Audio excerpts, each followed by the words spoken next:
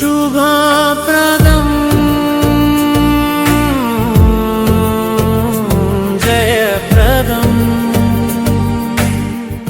ఏమిటి ఈ స్థాయిలో ఇచ్చి కూడా అదేదో ఘనమైన పనిగాను మొదటేమో 200 ఉద్యోగాలు అన్నారు, ఇప్పుడు 1,86,000 ఉద్యోగాలు వస్తాయని, లేకపోతే 2 లక్షల దాకా వస్తాయని ఇప్పుడు మళ్ళీ మాట మార్చి ఎల్లో మీడియా ప్రచారం పెట్టింది. సో ఇవన్నీ ఒక ఆస్పెక్ట్ అయితే, కర్ణాటక మంత్రి చెప్పినట్లుగా రాష్ట్రానికి నష్టమా లాభమా? ఈ గూగుల్కి ఈ స్థాయిలో గూగుల్ రావటం వరకు ఓకే కావచ్చు, గూగుల్ రైడను అదానీ డేటా సెంటర్కి గతంలో జగన్ గారు ఇచ్చిన కండిషన్స్ 25,000 మందికి ఉద్యోగాలు ఇవ్వాలని చెప్పడం, వీళ్ళేమో అసలు అట్లాంటివి ఏం పెట్టకపోవటం.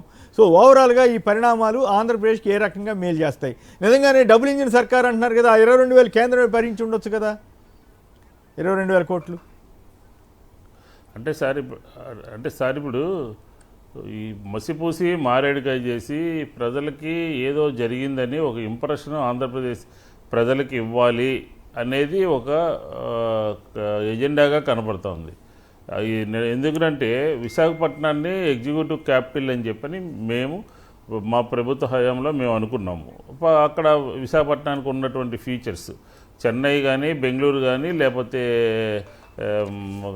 హైదరాబాద్ కానీ ఇలాంటి రాష్ట్రాలకి ధీటుగా విశాఖపట్నం ఉంటుంది అనే ఉద్దేశంతో మేము ఒక కార్యక్రమాన్ని తీసుకుని విశాఖపట్నాన్ని కొంచెం ప్రమోట్ చేసి అక్కడ ఉన్నటువంటి పరిశ్రమలు తీసుకొచ్చి అక్కడ జరిగినటువంటి కార్యక్రమంలో అదానీ సెంటర్ని తీసుకొచ్చి 23 మే 3న శంకుస్థాపన చేయడం జరిగింది. ఆ ప్రాజెక్టుతో పాటు ఆంధ్రప్రదేశ్ నిరుద్యోగులకు సంబంధించినటువంటి ఒక భరోసాని మీరు ఖచ్చితంగా ఒక 20,000 ఉద్యోగాలు ఆంధ్రప్రదేశ్ ప్రజలకు ఇవ్వాలి, ఉద్యోగస్తులకి నిరుద్యోగులకు ఇవ్వాలి అని జగన్మోహన్ రెడ్డి గారు ఒక కండిషన్ పెట్టి తీసుకొచ్చారు. సరే, కాలక్రమేణా ప్రభుత్వం మారింది.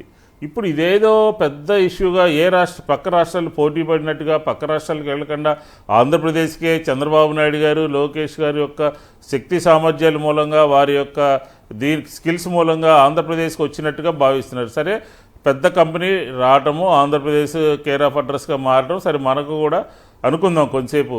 కానీ ఈ రాయితీలు భూమి 480 ఎకరాలు ఇవ్వటం కానీ, విద్యుత్ శక్తి కానీ, వాటర్ కానీ, జిఎస్టీ 100% ఇది చేయటం కానీ, ఇదంతా కూడా ఎన్ని వేల మంది ఉద్యోగస్తులకి నిరుద్యోగులకి మీరు అవకాశం కల్పిస్తున్నారు కూడా ఒక మాట చెప్పాలి కదా. ఇది 1,85,000 కోట్ల రూపాయల పెట్టుబడులు అంటున్నారు. కానీ ఫస్ట్ ఏమో 200 ఉద్యోగాలు మాత్రమే. ఆ 200 ఉద్యోగాలు కాదు, ఇప్పుడు ఈరోజు పత్రికల్లో వచ్చినట్టుగా 1,80,000 ఉద్యోగాలు ఎట్లా ఇస్తారు, ఏ రకంగా ఇస్తారు? ఇతర రాష్ట్రాల్లో ఉన్నటువంటి సెంటర్స్లో ఎంతమంది పనిచేస్తున్నారు, అక్కడ ఉన్నటువంటి అంశాలు ఏంటి? అక్కడ కొంతమంది వ్యతిరేకిస్తూ ఉన్నారు, కొంతమంది వద్దని చెప్తున్నారు. దీనికి కారణాలు ఏంటి? కాబట్టి ఇదేంటంటే ఒక పెద్ద ఈవెంట్ కింద సృష్టించేసేసి ఆంధ్రప్రదేశ్కి పెద్ద మేలు జరిగిపోయినట్టుగా. ఆంధ్రప్రదేశ్కి మేలు జరగాలంటే విభజన చట్టంలో ఉన్నటువంటి హోదా వస్తే ఆటోమేటిక్గా వచ్చాయి. పార్లమెంట్ పాస్ చేసినటువంటి చట్టాలు వస్తే ఆటోమేటిక్గా ఆంధ్రప్రదేశ్ అప్లిఫ్ట్ అయ్యేది. అవన్నీ గాలికి వదిలేసి ఓ పెద్ద ప్రచార టాపం తీసుకొచ్చి ఇంత పెద్ద తీసుకొచ్చేసాము అంటే ఎంత మేలు జరుగుతుంది? ఉదాహరణకి నిన్న చెన్నైలో ఐఎన్ఆర్ అనే ఒక కంపెనీ 3,000 కోట్లు పెట్టుబడి పెడితే 2,000 ఉద్యోగాలు వస్తాయని చెప్పి ఎంఓయూ చేసుకున్నారు అక్కడ సీఎం. అలాంటిది ఏదైనా జరిగిందా? అలాంటిది ఏదైనా జరుగుతుందా? అలాంటిదేమి లేకుండా మీరు ఏదో క్రెడిట్ మా ఖాతాలో వేసుకోవాలని ఒక తపన. ఆంధ్ర రాష్ట్రంలో పరిపాలన అలాగే ఉందా? మీరంతా క్రెడిట్ తీసుకునే కార్యక్రమంలాగా ఉందా? ప్రధానమంత్రి గారు 4-5 సార్లు రావచ్చు, మిమ్మల్ని పొగడచ్చు, పెద్ద మాటలు చెప్పచ్చు. ఆంధ్రప్రదేశ్కి ఏం చేశామని గుండె మీద చేసుకుని ఆలోచించాలి, గుండె మీద చేసుకుని చెప్పాలి. రాష్ట్ర విభజన సందర్భంగా విభజనకి కారణమైనటువంటి భారతీయ జనతా పార్టీ ఇష్యూలోకి మళ్ళీ వెళదాం. ఇప్పుడు కర్ణాటక మంత్రి మీద, కర్ణాటకకు సంబంధించి లోకేష్ గారు బర్న్ అని చెప్పి అంటాం కానీ, లేదా ఆయన అక్కడ నాశనం అవుద్ది జాగ్రత్త అని హెచ్చరించడం కానీ, కర్ణాటక మంత్రి ఈ రెంటి మీద మీరు ఎట్లా చూస్తారు? సార్ ఇప్పుడు ఇంత పెద్ద ఎత్తున రాయితీలు ఇస్తున్నటువంటి సందర్భంలో ఆంధ్రప్రదేశ్కి ఈ మేలు ఏం జరిగింది అని చెప్పని వైఎస్ఆర్ కాంగ్రెస్ పార్టీ ప్రశ్నించడం కాదండి, ఈ రాష్ట్రంలో ఉన్నటువంటి రాజకీయ పార్టీలు కానీ లేకపోతే పౌర సమాజం కానీ నిరుద్యోగులు తల్లిదండ్రులు కానీ వీళ్ళందరూ కూడా ప్రశ్నించాలి. అదే కర్ణాటక మంత్రి గారు చెప్పింది, మేము కనుక చేస్తే ఏం లాభం లేకుండా ఏమి ఆంధ్రప్రదేశ్కి ఏమి ఉపయోగం, మా రాష్ట్రానికి ఏమి ఉపయోగం లేకుండా ఇన్ని వేల కోట్ల పెట్టుబడులు ఎలా ఇస్తారు అని చెప్పని మమ్మల్ని సమాజం నిలదీస్తుంది కాబట్టి అని చెప్పని ఆయన చెప్పాడు. కానీ దానికి ఇప్పుడు ఆంధ్రప్రదేశ్ నైసర్గిక స్వరూపంగా చూసుకుంటే చిత్తూరు కానీ కడప కానీ లేకపోతే అనంతపురం కానీ కర్నూలు కానీ ప్రకాశం కానీ ఈ ప్రాంతంలో ప్రజలందరూ కూడా బెంగళూరు చెన్నైలో ఉంటారు. అలాంటిది పక్క రాష్ట్రాల వాళ్ళతో ఏ సమృద్ధమైనటువంటి వాతావరణంలో ఉండాల్సింది వాళ్ళని రెచ్చగొట్టే విధంగా ఈరోజు ఉద్యోగస్తులందరూ కూడా ఐటీకి సంబంధించి ఆ 3 రాష్ట్రాల్లో పనిచేస్తున్నటువంటి సందర్భంలో ఈ మాట మాట్లాడటం ఏంటంటే ఒక హైదరాబాద్ తెలంగాణకి ఆంధ్రప్రదేశ్కి వచ్చినటువంటి కార్యక్రమమే రేపు బెంగళూరుకి ఆంధ్రప్రదేశ్కి రాబోతా ఉంది. ఎందుకని మనం ఆ రకంగా మాట్లాడాలి? కొంతమంది కామెంట్ అనవసరంగా మాట్లాడాల్సినటువంటి అవసరం లేకుండా కొందరు అందుకే ఇమ్మెచ్యూర్ గా మాట్లాడుతున్నారు, కామెంట్లు చేస్తున్నారని కొందరు కామెంట్లు ఇది దాన్ని ఏమంటాము నెట్లో వ్యాఖ్యలు చేస్తా ఉన్నారు. వాట్సాప్ లేకపోతే ఇటువంటి ఉంటాయి కదా వాటిల్లో. కాదు సార్, ఇప్పుడు బెంగళూరులో ఎంతమంది తెలుగు వాళ్ళు ఉన్నారు, దాన్ని కూడా దృష్టిలో పెట్టుకోవాలిగా. కరెక్ట్. పైగా మనకేమో ఆ స్థాయి రాలేదు. మంది మాట్లాడితేనేమో పేద రాష్ట్రం మొన్నటిదాకా ప్రచారం చేసి ఇప్పుడు ఒక్కసారి 22,000 కోట్లు ఎట్లా ఇస్తారని వాళ్ళు కూడా అడుగుతున్నారు. అడిగేదానికి సమాధానం ఎస్ మేము 22,000 కోట్లు ఏంటి అంత అయినా ఇస్తామని. ఓ పక్కేమో మీరు విద్యుత్ ఛార్జీలు పెంచుతూ ఉంటారు, డబ్బు అన్ని రకరకాల మెడికల్ కాలేజీలు కట్టలేమంటారు, 22,000 కోట్లు ఎక్కడి నుంచి వస్తాయనే దానికి ఎవరు సమాధానం చెప్పలేదు. రైట్. అంబటి రామకృష్ణ యాదవ్ గారు, పిసిసి ప్రధాన కార్యదర్శి, నమస్కారం, మాట్లాడండి. సార్ నమస్కారం. సార్ నమస్కారం. ఇవాళ మన ఉత్త ఇన్సెంటివ్స్ డైరెక్ట్ గా కనపడే 22,000 కోట్ల గురించే మాట్లాడుతున్నాం సార్. జిఎస్టీ ఎగ్జామ్షన్స్, నీటి తీరువాల ఎగ్జామ్షన్స్, పవర్ లా ఎగ్జామ్షన్స్ అవన్నీ కలిపి అనుకుంటావి కాదు కదా సార్. 22,000 crores ఇస్తూ మళ్ళీ ఇవన్నీ ఉన్నాయి sir.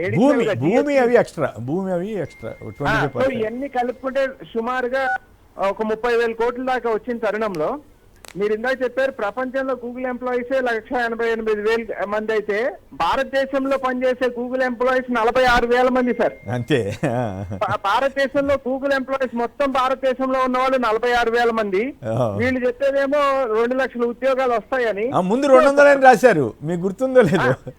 Yes sir, data centre లో 200 మంది పనిచేస్తారని వాటికి బాగా ఉదయ పత్రికల్లో రాయటం జరిగింది. సో 200 మందికి మీరు ఎంప్లాయ్మెంట్ క్రియేట్ చేయడం at the cost of Andhra Pradesh people. మీరు ఇంత ఇన్సెంటివ్స్ ఇచ్చి నేను తెచ్చాను అని చెప్పుకుంటూ అక్కడ నారా లోకేష్ గారు నేను అక్కడ కర్ణాటకకు సంబంధించి వాళ్ళని ఇది చేసి కూడా నేను ఘనకీర్తి సాధించానని చెప్పినప్పుడు అప్పుడు ప్రియాంక ఖార్గే గారు అక్కడ రెస్పాండ్ అవ్వాల్సిన పరిస్థితి ఉత్పన్నం. అంటే అవతల వాడిని తగ్గించి చూపించి నేనేదో సాధించుకొచ్చానని చెప్పినప్పుడు ఇంత ఇన్సెంటివ్స్ ఒక రాష్ట్రం ఒక కంపెనీ కోసం ఇస్తే అసలు ఆ రాష్ట్రం యొక్క ఆర్థిక స్థితిగతులు ఏంటి, ఆ రాష్ట్రం బతుకుద్దా బతకగలదా అనే ఒక గుడ్ క్వశ్చన్ ఆయన రేస్ చేయడం జరిగింది సార్. సరే పక్కన పెడితే ఇంకొక క్వశ్చన్ కూడా సార్. ఇవాళ మీరు విశాఖపట్నం అనేది ఒక అద్భుత నగరంగా తీర్చిదిద్దబోతా ఉన్నాం, ప్రపంచ పటంలో దాన్ని మేలు ఇది హైదరాబాద్ బెంగళూరు సరసన పెట్టబోతున్నాం అన్న తరుణంలో మీరు కంపెనీలన్నీ విశాఖపట్నానికి తీసుకెళ్ళినప్పుడు మరి అమరావతి రైతులకు ఇచ్చిన హామీ ఏంటి? అమరావతిలో ఎట్లా ఎంప్లాయ్మెంట్ జనరేట్ అవుద్ది? అమరావతికి ఏ కంపెనీలు వస్తాయి? అమరావతికి ఇచ్చిన భూములు ఇచ్చిన రైతుల యొక్క రియల్ ఎస్టేట్ వాళ్ళ యొక్క ఆదాయాల పరిస్థితి ఏంటి? ఇవాళ అమరావతి రైతులు కూడా ఆలోచించాలి. ప్రతి కంపెనీని వాళ్ళు విశాఖపట్నం తీసుకెళ్లి మీ దగ్గర భూములు తీసుకుంటే మీ పరిస్థితి ఏమి అనేది కూడా అమరావతి రైతులు కూడా ఇవాళ ఆలోచించుకుంటారు కదా సార్. రైట్. ఓకే. అవన్నీ చర్చనీయాంశమే కానీ బట్ మీరు అన్నట్టు ఎల్లో మీడియా ఆ రోజులో కార్యనిర్వాహక రాజధాని అయితే ఇంకేముంది, అసలు విశాఖపట్నానికి చాలా ప్రమాదం జరిగిపోతుంది, సముద్రం అట్లయిపోతుంది ఇట్లయిపోతుంది రాశారు. మరి ఇప్పుడు ఇటువంటి వస్తే ఏం అవ్వదన్నమాట. ఇప్పుడు అంతా బ్రహ్మాండంగా ఉంటుందని రాస్తున్నారు. ఏం చెప్తాం, పద్ధతి పాడు లేకుండా జర్నలిజాన్ని ఆ స్థాయికి తీసుకెళ్లిపోయారు. 2 రాయండి. ఇంకొక మాట.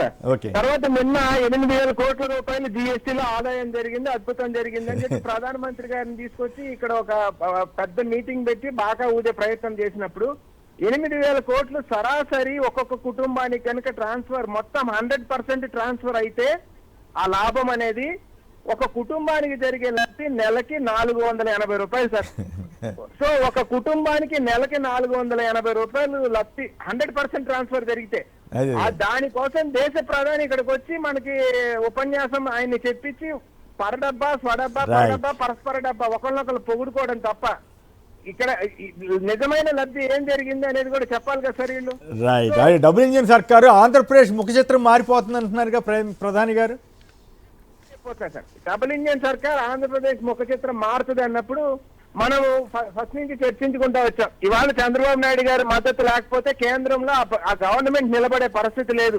మరి ట్యాక్స్ ఇన్సెంటివ్స్ కానీ లేకపోతే ప్రత్యేక తరగతి హోదా కానీ ఇటువంటి ఉంటే అసలు ఈ ఇన్సెంటివ్స్ రాష్ట్ర ప్రభుత్వం భరించాల్సిన పని లేదు కదా, కేంద్రం పరిస్థితి కదా.